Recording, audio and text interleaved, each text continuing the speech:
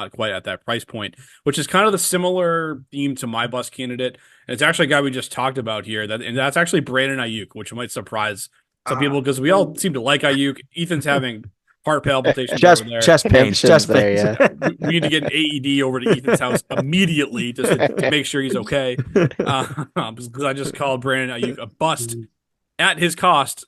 Very important note there. At his cost. That's ADP 27th overall, which is the early portion of the third round.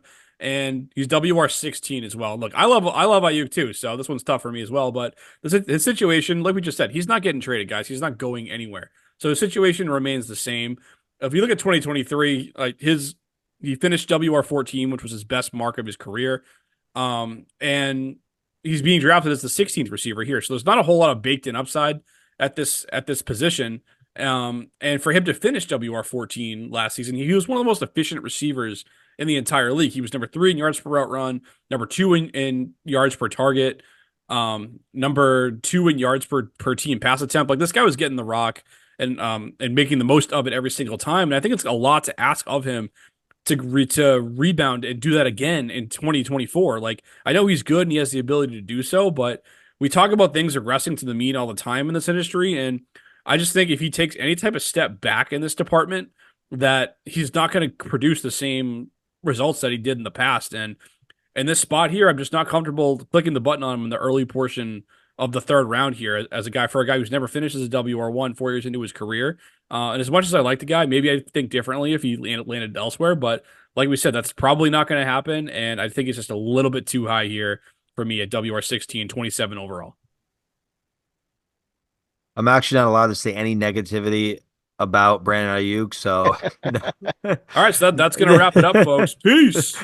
no, no, I understand completely what you're saying. Brandon Ayuk's never been a wide receiver one, right? He's been wide receiver 15 and 14 in back-to-back years, and you're drafting him at wide receiver 15. And in that offense, they like to distribute the football. CMC's there, Kittle's there, Debo's there. They just drafted Ricky Pearsall in the first round. So there is a chance that Brandon Ayuk does take a small step back. And if he doesn't hit those efficiency metrics, he's probably not going to be wide receiver 14, wide receiver 15. So I understand completely what Kamish is saying. It just pains me a little bit. Well, it pains That me too. I have dynasty shares too, so it pains me as well. But we'll see how that one pans out. Aaron, what do you think quickly on Ayuk? it's an interesting take. I think, we brought up Puka earlier. I mean, I think to me, when you compare, it's just both guys, Puka and Ayuk. I just usually don't like building my rosters like that. I try to grab all alphas first. If I feel like the wide receiver has a hint of competition, I usually go to the next guy down. So we brought up Puka before. I mean, guys behind him, Garrett Wilson, Marvin Harrison, go those guys. I actually usually gravitate more towards them, even if I think like the guy ahead of him might score overall more points, but their consistency lacks, right? So I'm more of a consistency guy. With Ayuk, where with Debo, I think it's just right there with him. I think it's less of a risk, as you said, like the degree of what can be dropped.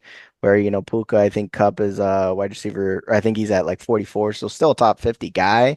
I think, your chance of failing is more extreme drafting Puka than Ayuk, but I think both guys are examples. Downtown Brown just usually does not draft, but I think it's less risk with Ayuk than a Need any Puka. help with your research for your specific league? There's a way to reach out to us. I mean, you can check us out on the Did It app. That's DIDIT. You can check them out on X at Get Did It. That's at GETDIDIT. Essentially, what that is it's a means for you to set up a FaceTime call with one of us here at Sunday Surefire.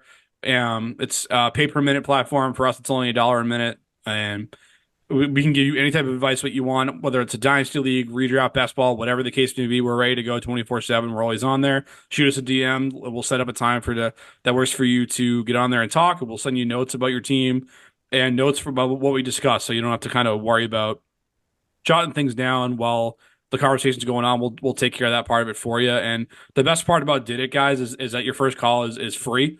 So you really got nothing to lose by trying it out. Like, so just download the app. It's for iOS users only at the moment, but It's a growing platform out there to get customized fantasy advice. As much as the generic advice is good, it's always better to when you can get an analyst, one of us, to look at your specific team and talk about your specific needs and carve out a winning strategy in 2024 and